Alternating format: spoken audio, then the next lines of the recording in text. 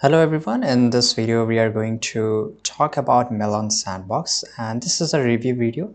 So Melon Sandbox is an exciting ragdoll sandbox game where you can create your own scenarios and let your imagination run completely wild. The latest version is 25.0, brings several new features and improvement in this game. So what does it bring? So the key additional update is long awaited new parent system to fix this parent bug, right? And the second thing is new audio and FX effect system.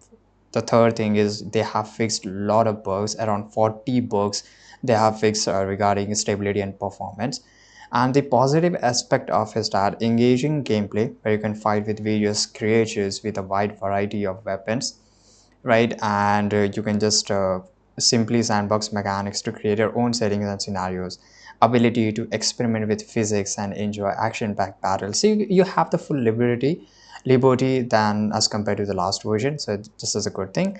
And they have also improved some lags, spikes reported in all the devices, concern about the frequency of ads, desire for more strange type and projectile based weapons. So overall, Melon Sandbox Update 25.0 introduced several welcome improvement and fixes while maintaining the core sandbox experience a fan have come to enjoy.